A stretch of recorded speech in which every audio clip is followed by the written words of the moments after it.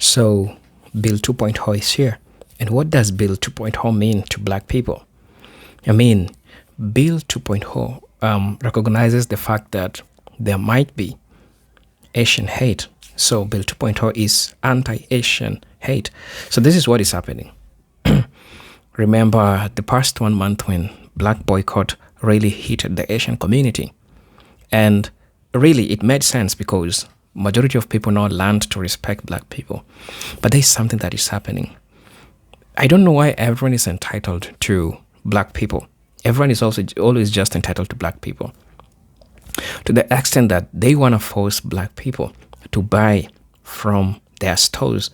And now they are calling Bill 2.0. And Bill 2.0 is a bill that discusses or goes against people that economically boycott the Asian community. In short, it is categorized under. You remember during the COVID-19 when people were, talking about Asians and all those things. Yeah. So the Bill 2.0 is also put in that. But my biggest problem is this.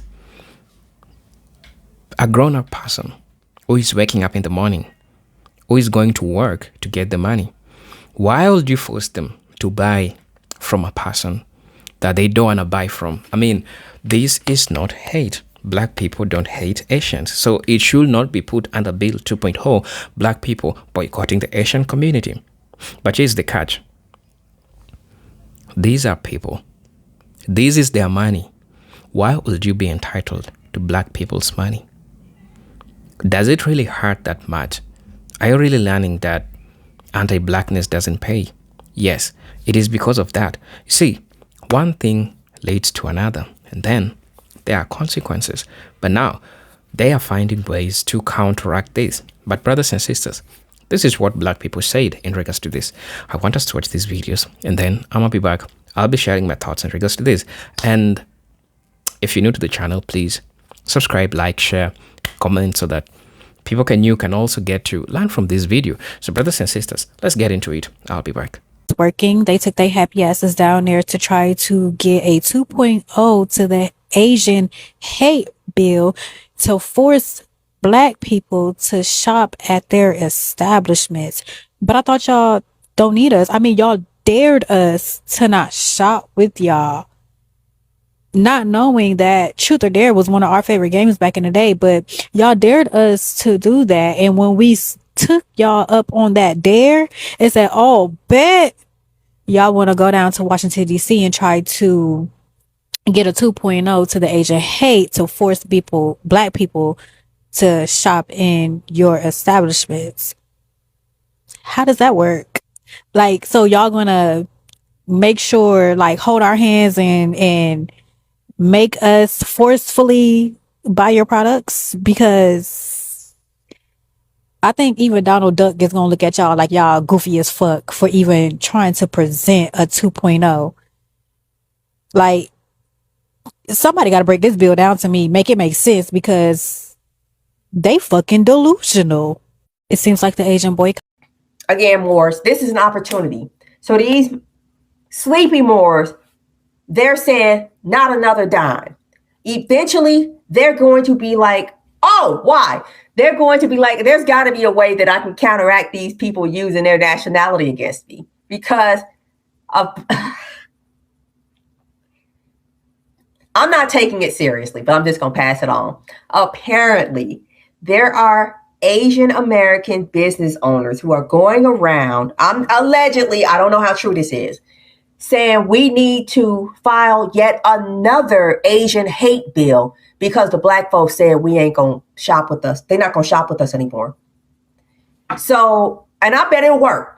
They trying to, it sounds like you trying to get legislation passed that says black folks going to be forced to shop with y'all, because that's all they're not hating on you. They're not hating you at all. They're just saying, we're not coming to your store. Don't you have the whole rest of the country to shop with you? No, because everybody else shops with their own. That's why your business is failing. They either shop with their own or they shop with our oppressor. So when we don't show up, wow, we were the only ones shopping with you. Act like we're the only customers in the country. Turns out we were. So Moors, Moors, you need to be positioning yourselves, right?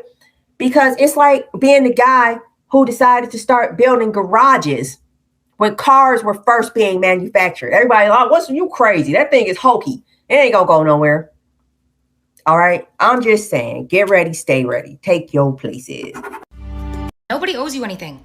There are very few things in life that are just an inalienable right, that you are just entitled to. If you ask me, those two things are safety and respect. Besides that, you have to earn it. That's why we roll our eyes when we talk about things like the male loneliness epidemic, because we know that companionship with women is not something that men are entitled to. Rather, it's the responsibility of men to be a people that women want to keep community with, that they find safety, benefit, and enjoyment from being around. If you're following me this far, I'm going to take this a layer deeper, specifically to the Asian community. This outcry about the Black community calling to boycott Asian businesses in light of the recent verdict with the Rick Chow case. It's giving the same energy as a self-proclaimed nice guy, getting all upset because women don't want to date him. He's a nice guy. He's not like those other guys. Why is he getting punished for the bad behavior of other men? Well, that attitude kind of makes him seem like not such a nice guy. The fact that he doesn't have empathy or understanding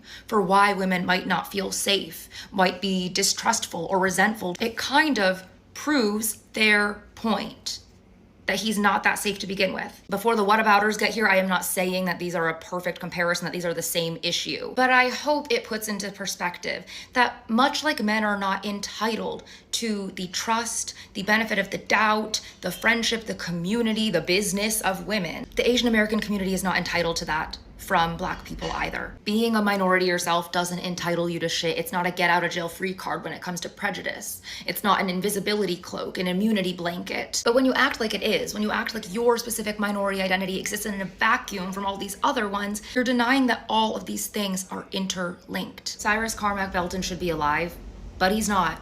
And instead, there is no justice.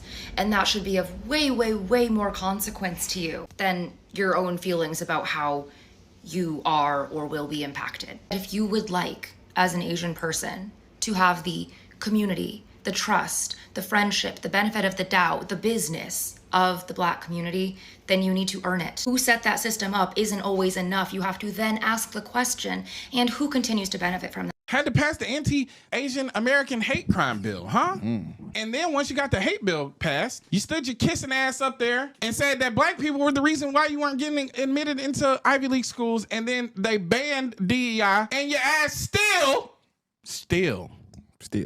not getting into them Ivy League schools. Guess who still is getting in? Black women, young Black men. But I thought it was us. Nigga, I'm gonna tell you something. And I'm gonna tell you, all you dumbass people think, if we getting something and we getting somewhere and you not, it's a you problem. Cyrus Cormack walks into a convenience store, picks up 4 bottles of water, puts them back, all on camera, is accused of stealing, leaves the store with no idea that anybody is in pursuit of him or that he's done anything wrong because he didn't. Said that he had a gun, he didn't. And then is chased by the Chows. Rick Chow, the father, and his son Andy Chow. Andy Chow want to get up there and play dumb. He think that because that's that white playbook. He think, oh, I just go up here. I so dumb. I know nothing. I'm just a quiet. I don't bother nobody. That's the stereotype that Asians have, is being quiet and, seen and not heard. And then he get up there and he think, because y'all always looking for white validation to the point where y'all think y'all white people, you can go up there and play dumb by white people like white people do, and you just gonna get away with it. Y'all had no reason to pursue this boy. And if he did steal, there's nothing in that store, nor nothing in the law that protects death because of theft. The things that you can name that Black people have done for you do not equal disenfranchisement. But historically, the things that white people have done for you have not only been racist, but disenfranchised you. Yet, you can seem to get over that. And the reason why you're able to get over that is because white people love a lapdog. They love it. They love it. The white people desire nothing more. Nothing more. There is no greater gesture to white people than being able to be used by them. They love it. And I don't know about y'all, But I know if me and Big Cat chased somebody down and Big Cat shot him, they charge my ass too. Yeah. Both our black ass be locked up. Both of us. They'll say we held hands and pulled the gun together. In a feat that we've never caught on camera, we finally got the double trigger pull that black people like to use so much. The double trigger pull. We thought it was a myth.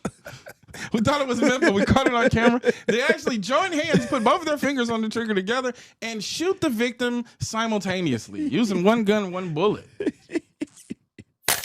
What always bothered me about the Stop Asian Hate movement from the very beginning is that it didn't really seem to have any demands. It's kind of just like, stop hate criming us, please. Like, stop hate criming us, stop stereotyping us. And demand-wise, maybe just like a push for more representation and for more education on Asian American history, which are all good and important, obviously. And the last two I think could actually be effective. But you can't politely ask a racist person into not being racist. And part of this is because the term Asian American is so gigantic and broad that it includes so many different people, a lot of whom feel really no affinity with each other and have no community or solidarity with each other. We also don't locate like material, real historical locations of why Asian American oppression exists. We have this amnesia about it. At most, we point to the Chinese Exclusion Act and the Japanese internment camps, which are obviously important, and obviously more people should know about those. If you're Asian American, I want you to think about why you and or your family had to immigrate in the first place. The situation is going to be different for everyone, but for a lot of us, it's often war, extreme poverty, dictatorships, the Korean War, the Vietnam War, the Khmer Rouge, all things that America played a part in. Or even if it's just to like seek prosperity. Why is that better sought in America than in our home countries? Because there's been a historical extraction of wealth. Why are all the sweatshops in Asia? Before anyone comes in the comments to yell at me, I'm not going, oh, literally everything is America's fault. But a lot of stuff is America's fault. I think a lot of Asian Americans are scared to admit that. Maybe we can point to the Chinese Exclusion Act and the Japanese internment camps, but because they're over, but how the United States government has played a very strong role in perpetually painting us as foreigners and outsiders. And something that really upsets me is I feel like I'm seeing the Stop Asian Hate movement just turn into a list of every hate crime against an Asian person committed by a black person. And people going, why do people care so much about anti-black racism, but not about us? First of all, like I've said before, racism is not like cash that you can bank and then take out and use to be racist to someone later. Someone being racist to you does not mean you're allowed to be racist back. That's common human decency. Secondly, the conversation around anti-black racism is so strong. Firstly, because it's what the country was literally founded on, that and the genocide of Native Americans. And secondly, because a lot of people have worked very, very hard for generations, for centuries to bring attention to the issue. Immigrants are by default a self-selecting population of whoever was able to survive what was going on back home. And I think that has biased our community in the United States overall to be one that, for the most part, tries to keep its head down. It's a stereotype, but tell me it hasn't happened in your family. Tell me you haven't seen it happen. You need to put in those centuries of work too. And 3, conversations about anti-black racism often point to the source of the issue, the long-lasting effects, and what is to be done about them. Slavery, besides physically and psychologically torturing people in ways that are just passed down through generations, combined with Jim Crow and redlining, and that black Americans are overall generations behind on building wealth, because they weren't allowed to. The solution for that is reparations. What are we pointing to? What are we asking for? Maybe, for example, because of things like the Chinese Exclusion Act and Japanese internment camps, we have been systematically and perpetually painted as foreigners who carry disease, foreigners who are spies.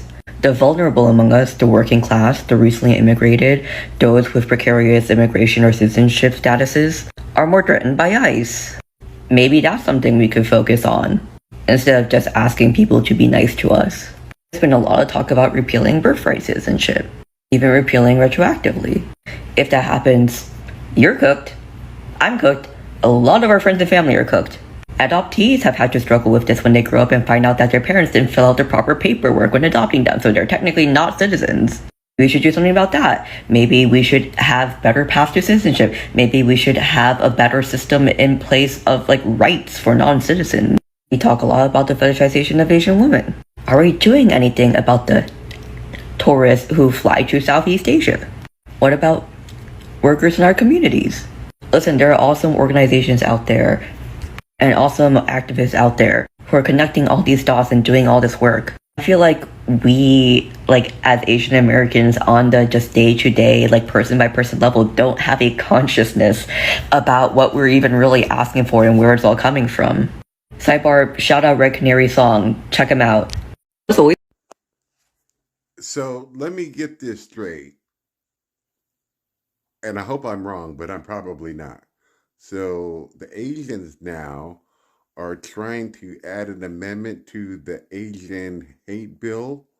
So Asian hate bill 2.0, that it's a hate crime if black folks don't shop at their businesses. Wow. You got to be fucking kidding me, dude. You got to be kidding me. The question is, for any Asian out there who's man or woman enough to answer, how many times do you shop at a black business? Just a thought. How many black friends do you have? How many black people do you actually really do you truly know? The question. 2.0, because we won't fucking shop at your stores. You got to be kidding me, right? How can you make somebody spend money at your store? Explain it to me. I'm wondering. That Stop Asian Hate bill didn't do anything. It actually made the situation worse. The Stop Asian Hate movement was going on at the same time as Black Lives Matter was being very revamped because George Floyd had been murdered. So then to have a bill that's supposed to be protecting Asians without even mentioning legislatively what was going on with black people, our black cousins, it was a slap in the face to their community. Okay, and the Stop Asian Hate bill was just increasing police and law enforcement presence in a lot of heavily Asian communities, which border a lot of heavily black communities. What is that doing for anyone? Like, the police have been a neutral at best presence for Asians, and they've also harmed Asian people. So then to have them swarming our communities, which are often right next to black communities, and we know what the police have been for black people, like, what the fuck did they think would happen? Would that even do any good, okay? Not to mention that it further divided our communities, because some Asian people were like, oh, look at us, we're such a model minority, we're like so much better than those people over there. We got this Stop Hate Crimes bill because the government cares about us, and then we got a lot of like MAGA Asians rising out of that, thinking that the government actually give a shit about them. And then we had a lot of black people being like, wait, we've been talking about our issues forever, and then Asians get hate crime for like a couple months, and then they get a whole bill. Like, why do they not care about black lives, okay? Valid take. I'm still pissed about it. Our government should absolutely be stopping all racially motivated hate crimes, including the murders of black people by the state. As an Asian person, if our black cousins are hurting, any talk about protecting Asians is just blowing hot air. I don't believe it. And now 5 years later, look where we are. All of our communities are getting hit by ICE. Even the white queer ladies are getting unalived by ICE. This legislation actually prevented the creation of new Asian leftists. It created a lot of Asians who were mistakenly believing that the government would protect them. And those are all the thoughts I have on that. That's Stop White and Asian people. I didn't want to do this video, but unfortunately, I feel like I have to.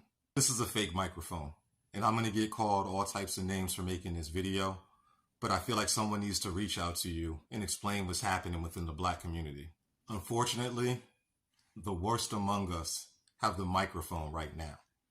And there's a lot of good, reasonable black people that are working to have our voices amplified so that our voices can be heard over the noise of division and animosity. To keep it real with you, a lot of good black people are scared because if you check the platforms of some of the other content creators that are similar to myself, they're receiving all types of threats. People are threatening their kids, they're threatening their family, and they're threatening them with violence. So no, it's not that black people lack morals. Is that a lot of black people are scared to speak up. The recent tension with these two court cases regarding Carmelo and Cyrus have been very polarizing and has created a rift in our nation that we're trying to repair. For those of you that don't hate us, I want to thank you for your patience and your understanding. Internally, we're working on stimulating cultural reform within our communities. A lot of the black people that I know had white and Asian people that have always treated them like family. So the last thing that we want to do is allow people to attack our families. We don't want conflict. We want peace and unity. And I'm just asking for your help in getting my voice amplified and others like it so we can put an end to this tension and division. Thank you. Is now trying to add an amendment to the Asian hate bill to say that it's a hate crime to boycott Asian businesses. What? How the fuck are you going to make black people spend money with you? What stage of grief is this? Force? I find it funny that they're running to the white man to get the white man to force black people to do something, but you're not asking those same white men to patronize your businesses. Why is that? One thing I don't play about is my black people. And if anybody who looks like me is a threat, whether you consider me a threat or not, if anybody who looks like me is a threat to you or seen as a stepping stone in your financial endeavors and our lives don't matter, no. These are the best my nails ever look. I went up there and got me a black nail tech. I never played. I mean, this can go on my life. I could do this for hours and hours and hours. I'm still not gonna try that new pho restaurant. I stand for something. I'm about to get my hair done tomorrow by some Africans, and I needed color hair because I'm gonna do color. I think. Not even I think I do. I need color hair. Guess where I went? It was 30 minutes away. I went to the Black Owned hair supply store. And don't tell me, oh, they get their hair from blah blah blah Asia. Okay. My money still went to a black owned business. Did they get their hair from? No. Hi, I know that there are plenty of black people on these platforms who are far more qualified, educated, and experienced than me to talk about the impetus and context behind black folks boycotting Asian businesses. I just wanted to pop on here and remind folks who still don't get it yet that black people can boycott whomever and whatever the fuck they want. I will say that again for the racists in the back. Black people at any time can boycott whomever and whatever the fuck they want because, agree or disagree, we still live in a violent settler colonial society which continues to extract and profit from black bodies, black culture, black education, black invention, and yes, even black resistance.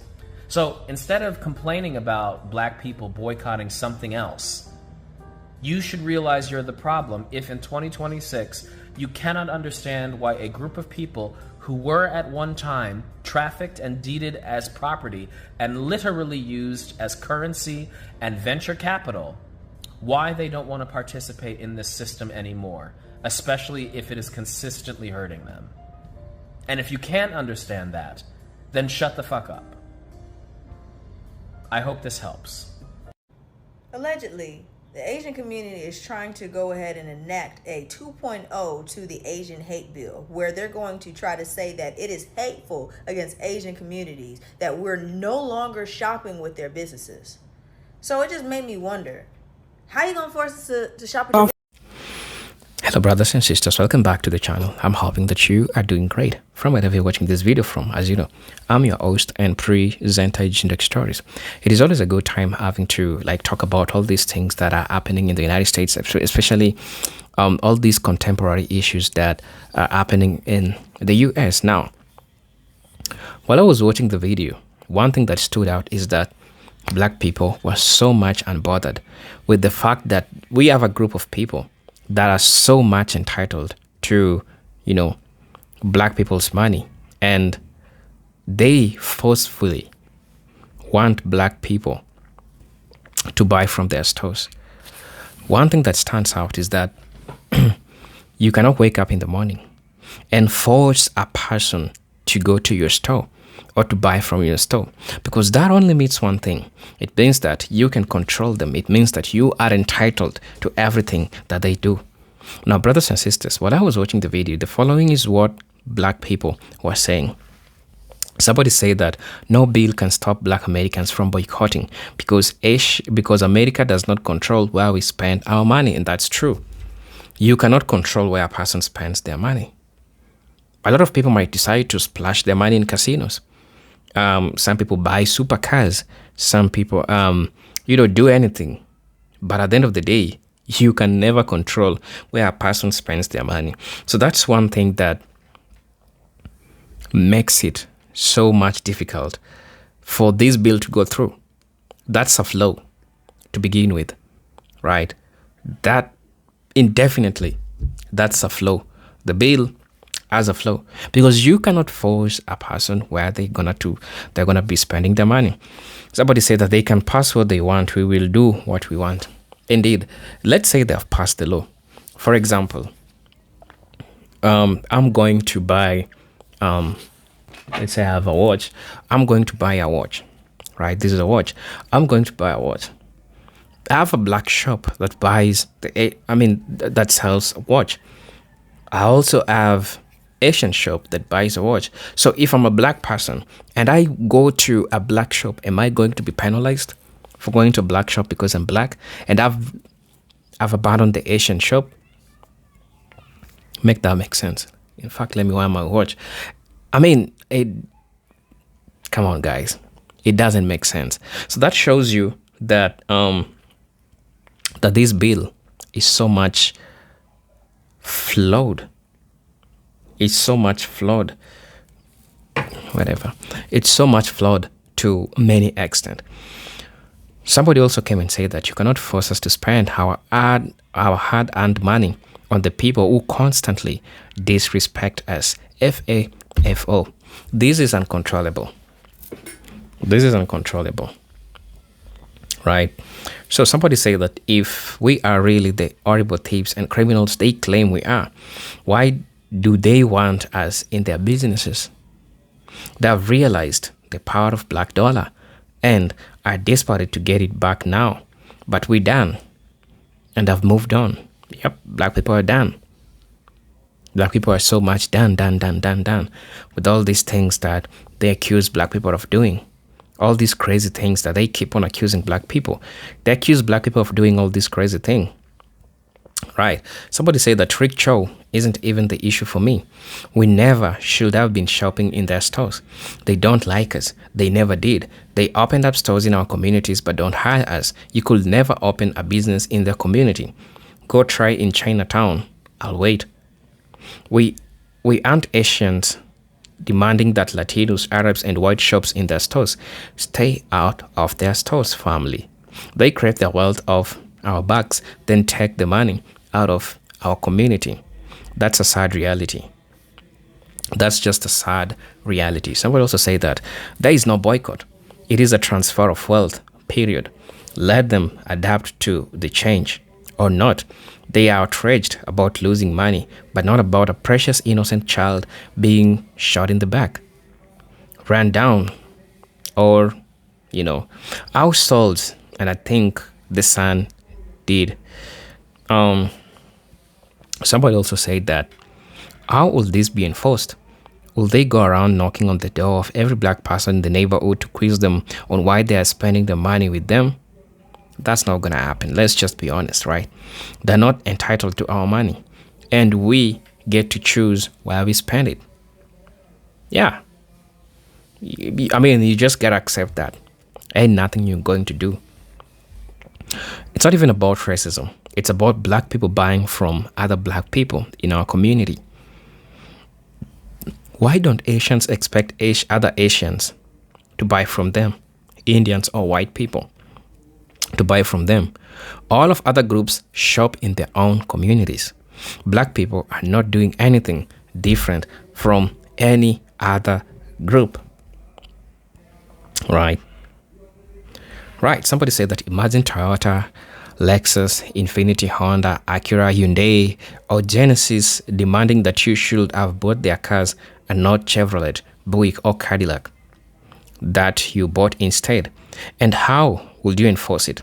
This is nothing but an intimidation tactic that will only cause us to double down on our decision, and yes, even expand it. And that's that's the extent that black people could go, just to make sure that they're heard and they are understood.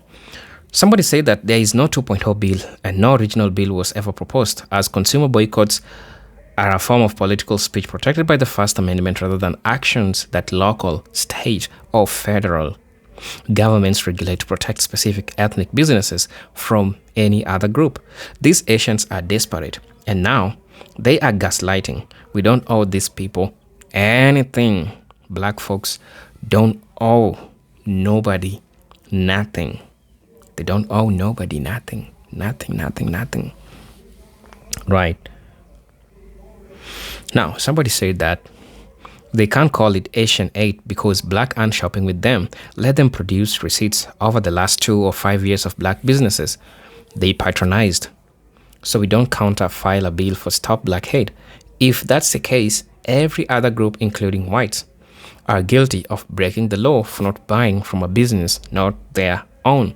So brothers and sisters, please let me know what you'll think about this video. As you know, I'm your host and presenter Generic Stories, but until then, let me see you on my next video. Peace, love, and harmony. Salute.